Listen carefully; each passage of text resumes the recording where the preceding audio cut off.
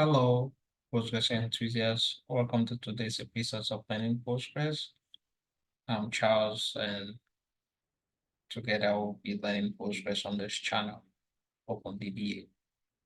If this is your first time visiting the page, please hit the like button, subscribe to our channel to help support our work. Thank you. So on our last episode, we did look at installing Postgres. So today we'll be talking about, on today's episode, we'll be talking about connecting to the Postgres database using the PSQL client, as well as using other tools that can be used to manage Postgres, like PGADMIN 4 and DBEAVER. So we use those tools to connect to the Postgres database that we've installed. So first, let's get to our server.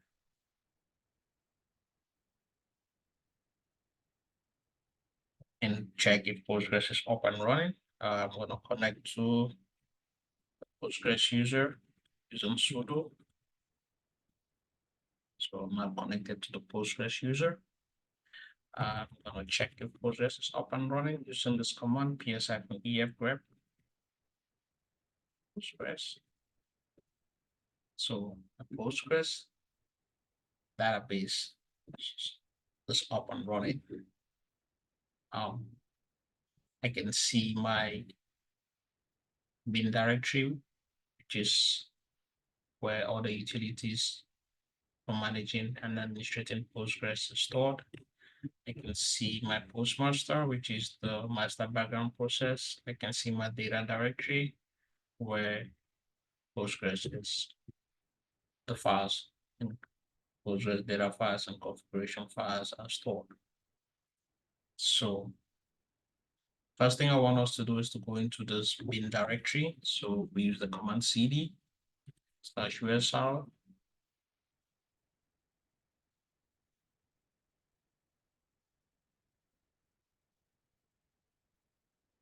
We are in our bin directory. Like I said earlier, that's our utilities directory. And the utility that we use to connect to Postgres is called PSQL. As you can see right here, this is it, PSQL. So if I do PSQL, I'm now connected to the Postgres database. So that is how we connect to the Postgres database using the utility PSQL. And if I wanted to list the databases on this server, there's a meta command. We'll talk about meta commands. \L for list. So it tells me I have 3 databases on this server. Currently, I'm connected to the Postgres database. We talked about the 3 default databases, Postgres, template 0, template 1. So that is how we connect to the Postgres database using PSQL. Now, to quit the Postgres command prompt, use the meta command \q to quit. So once you do that, it brings you back to the operating system. Now we can connect back. And if you want to know the list of all the meta commands that you can use with Postgres, you do \$ or question mark, and you hit enter. So it lists all the meta commands that you can use for different things. Which one did we just see? \L. So this is it here, right here. It's used to list databases. So if I wanted to know the list of rows or users in my database, I'll do a \u. Just same. So by default, we have 1 user Postgres. Okay. Now I'd like us to connect to the Postgres database using 2 other methods, or 2 other tools rather, PGADMIN 4 and DBEAVER. But to do that, I would like us to, there's something that we need to do initially. By default, Postgres is will only accept connections that are local to your server.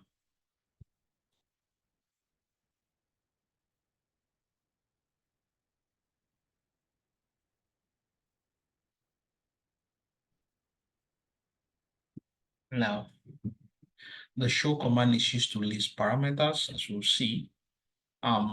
Listen addresses. So this is a parameter that is used in the Postgres SQL, as in the Postgres SQL.conf file, which is the main configuration file where all of your settings are stored and updated.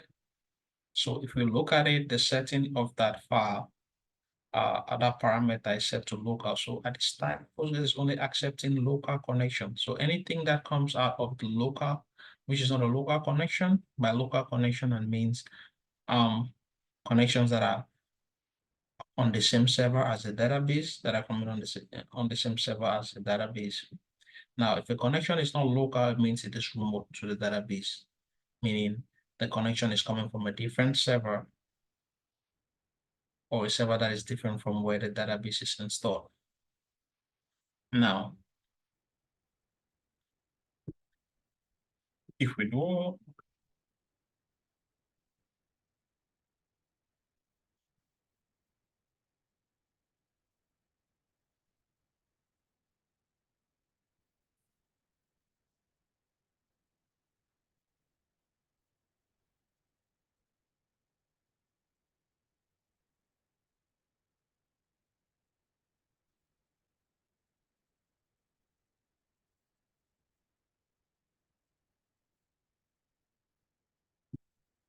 okay, so I'm just selecting others catalog table where we can have all the variables or the fields for parameters. It's called PG settings. So I'm checking I'm passing a word clause where I'm specifying the listen address to C.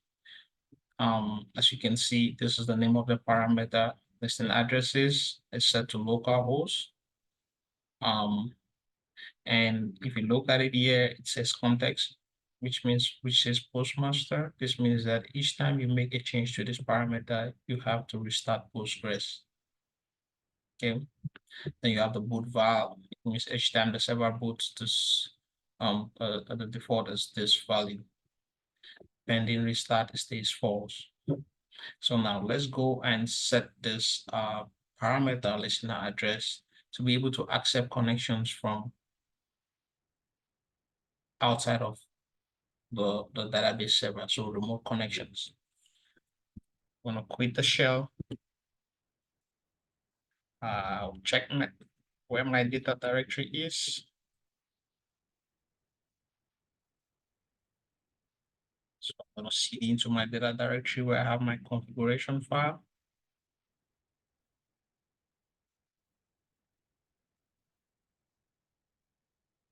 And as you see, here is the Postgres SQL configuration file. All of the parameters are located in this file. Then there's another important file called PGADMIN file. So this file is important. It's used for managing host-based authentication and access rights to your Postgres database server. So let's go into this file and change that parameter, and we'll see what values that parameter can take. If we're in the file, I'm doing a VI, using a VI editor to get into the file and make changes. So I'm looking for listening addresses. So this is the parameter that we're interested in. Listen addresses. Right now, it's currently commented, and the default value is localhost. So what IP addresses to listen on? Commas repeated list of addresses. Defaults to localhost. Use star for all. So if you put a star in here, star is a wildcard. It means you want to accept both local as well as remote connections. Okay. Usually in a company, you will not want to set this to star. You want to specify the subnet IP. and IP addresses that connections will be coming into your Postgres server. So the first thing you need to do is you want uncomment that parameter, and then you change the value. And if you look at it here, it says change requires a restart. So I'm going to change this.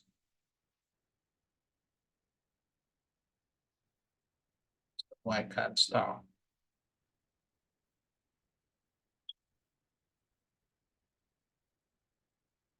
Save this file.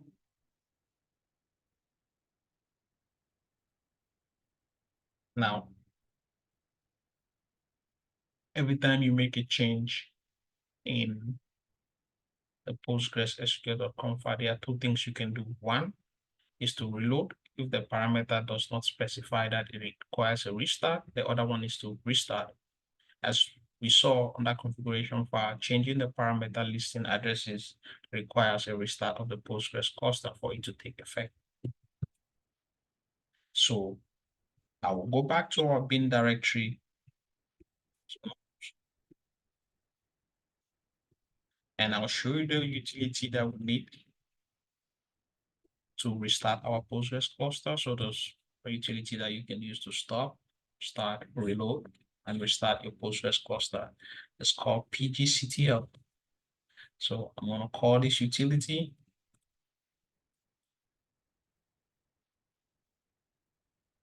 And I can just say status to check the status of my cluster. Sorry.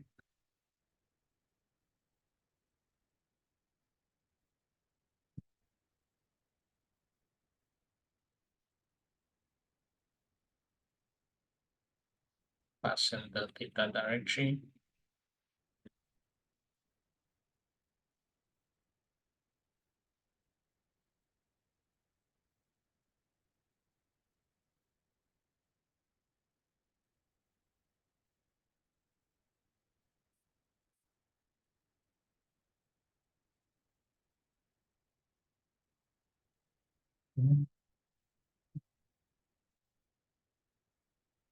Bring in the absolute part.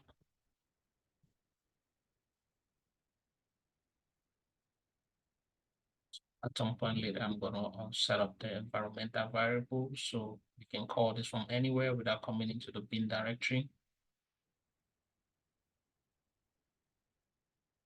So that's the same command. I'm going to check the status of my cluster is up and running. I'm going to restart using PGCTL.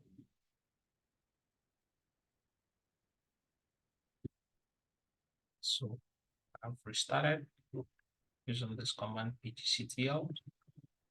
And I pass my data directory, then I give the command restart. So it shuts down the server, then it brings it back up. So as you can see, this is where it will stop. This is where it started it. And then it tells you once the start is done, it says server started. So if we go back into our Postgres database command prompt and call this command back,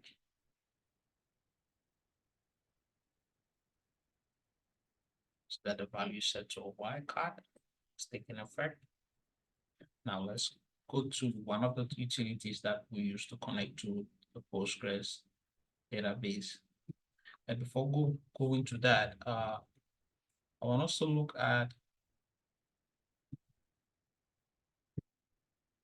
another configuration file called PGHP.conf. So I'm going to go into the data directory. And this is the file. I'm just going to add that file just to see the contents. So remember, we have just one user in the database, which is the Postgres user. And that user is also mapped to an operating system user called Postgres. So all the connections that are coming in local to the server are going to be authenticated with peer authentication. So I cannot use the Postgres database account to connect remotely to this server with peer authentication. So with that said, I am going to create a different user which we'll use to connect to the database. Right now we have just Postgres, create a user,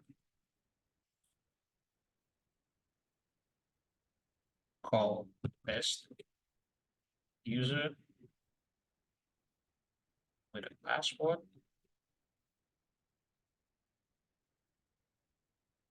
Let's call test user.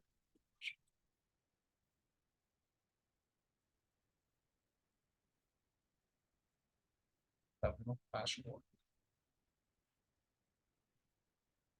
So I have the user created and I can see that user exists in the database. I'm going to explain to you what all of these attributes mean later on. And in Postgres, you also see the difference between a user and a role. Okay, let's use our test user to connect to the database using PGADMIN. So if you go to Google, you just type in PGADMIN, it's going to bring you to a page like this one, and you select your operating system using Windows, and then you download this file. I already have PGADMIN downloaded and installed, so I'm just going to open it. So you can see how it looks like. This is the utility. I have some database servers running here, but I'm going to create one for myself. I'm going to register a new server, and I'll call it test user session. Go into my connection parameter. I'll specify the host name of my server. How can I get that? I'm going to put the Postgres prompt and I can type in host name /I to pick up the IP address of my server. So I'm going to go back into my tool and I'll put the IP address. By default, the port for Postgres is 5432. To confirm that, I'm going to log into the database and do show. So each time you're checking a parameter or a configuration, use the show command, show port. So the default port of Postgres is 5432. And PGADMIN already has that by default. Now the default maintenance database, as we saw it, is Postgres. So that's the database we are currently connected to us. PGADMIN has that already. And the user, in this case, we want to use test user. And created a password for it called test user as well. And I'm going to save a password so I don't have to put it. Once you've put in all of this, click save.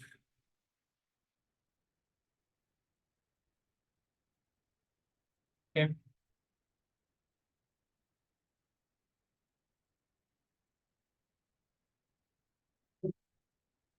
Unable to connect to server, connection timeout. So let's troubleshoot this error.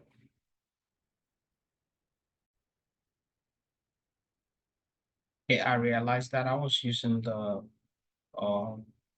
private IP, which is the internal IP of the server, but this is the public IP, which is the one that it's interfacing with the internet for remote connection. The private IP is when you use that if you have a VPN, that's a virtual private network that you're working with. In this case, I'm not. So I have to use the public IP address, which is facing the internet. And when I do that, I get this error, FATA, no pghpa.conf entry for host. This is the host name, 72, which is an IP, 72.128.21.86. user, test user, database, Postgres, SSL. So how do we troubleshoot this error? Now let's take a look. Remember there's a file that I told you in our data directory, a configuration file called pghpa.conf, which said it's used to manage host-based authentication. So HBA stands for host-based authentication. So that is what we use to troubleshoot this issue and fix it and connect to our database.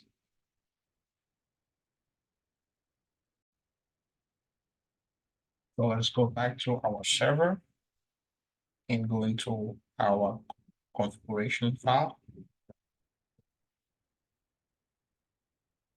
EWT to my present working directory. Let's go to the host-based authentication file, pghpa.conf. As you can see, this is that file. I want to use the VID though to get into the file. We're in the file. I'm going to go to the bottom of the file using the Shift G. And I'm going to add an entry for that user on the IPv4 local connections. So to write into a file, you just enter the keyword I. So I'll say host under the type. And on that database, I want to connect to the Postgres database. And what user do I want to connect with? Test user. And if we go back to that error message we got on our tool, it says this is the host that test user is coming from, which is this PGADMIN 272.128.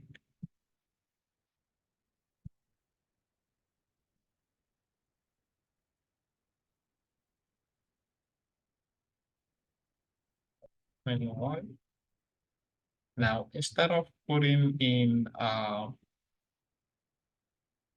just put the IP directly, .86. But sometimes this IP address is changed. So instead of using the last 86, I'll put in a 0, the NES, so it covers, and then I'll put a sub in nmax of 24. And for the identification method is password by default. In Postgres 12 is MD5. So after doing that, we'll talk about this file more.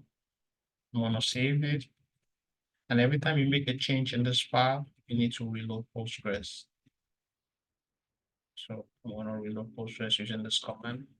Again, we are using the tool pgctl. You can use it to start Postgres, stop Postgres, reload Postgres, restart Postgres. So we want to reload so that a change can take effect. Because we cut back into that file, we see the change that I made. So this is the entry that I added. And let's go back to PGADMIN and test our connection. So we have the public IP address with this internet facing the default port of Postgres, the maintenance database which we are connecting to, Postgres, the user, test user.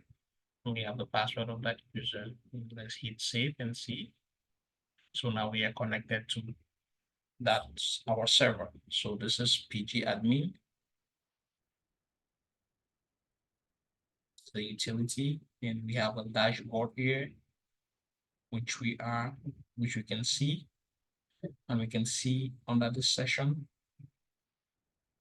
we see we have our test user here, and we have Postgres, which is coming in from the PSQL client.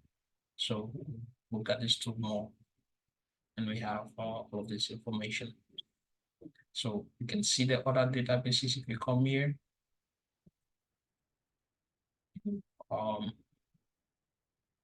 Expand this tab on databases. You see the Postgres database which we are connected to. If we go down here and we expand on users, you see the two users that we have, Postgres and test user. All of these other ones are roles. So you see it says login and roles. So these ones are default roles which have certain privileges in the database. So this is our user. This is the Postgres user. So that is how you connect to the database using PGADMIN 4. Now let's look at another utility called DBEAVER. So we have this other tool that you can use called DBEAVER. If you don't have it already installed, you can go to Google and search it. Download the community version. I already have the tool based on your operating system. I have Windows, so I went for this. Then follow the manual installation part. So I'm gonna bring up my DBeaver and use that same test user to connect to it.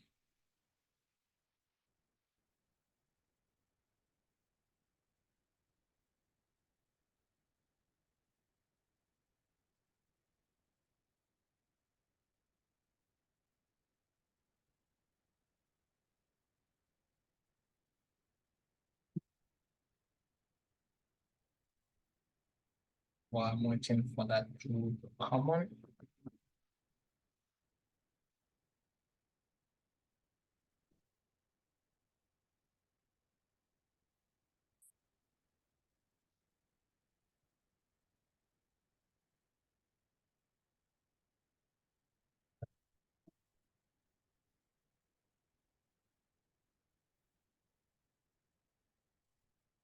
Okay, I have some stuff that I created already. I don't want to upgrade at this time. I'm going to create a new session here.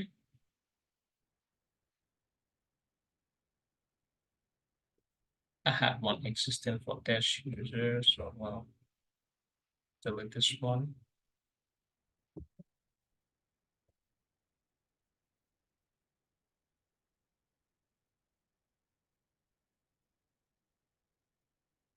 Okay, a new one. So this is how DBeaver looks like. It's a database connection manager. Just like PGADMIN, but this one you can use other database management system. We have Postgres, which is the one we choose. We have SQLite, DB2, MariaDB, MySQL, Oracle, SQL Server, and so many other relational databases that you can use depending on which database you're interested in. So if you're interested in Postgres, click that and you hit next. So if you don't have updated drivers, here it's going to tell you to download the updated drivers. So um, I'm gonna fill in the same information like I did for the PGADMIN. The host name, I'm gonna take the public IP address of my server, my EC2 instance. This is it here. I'll copy it back to this tool. Paste that there. And the database I want to connect to is Postgres. And I'm using native authentication. The username that I want to use to connect is called test user. And the password, the password of that user. And on this is the main tab. On this other, the default port of Postgres is 5.32. On this tab, I'm going to choose show databases, show all databases. That lets me see all the other databases apart from the one that I'm interested in connecting to, which is Postgres, like template 0, template 1, all those other databases. And if there are any other user created databases, you will see there. And I'm going to give it the connection and name for my connection. I'll set this user session 2. And I'll go back here. So I have the host name, port, the database, the user, and the password. So I'm going to do a test connection. So my connection was successful. It says connected. So I'm going to click OK and I'll be finished. This is the session here. So I can expand this.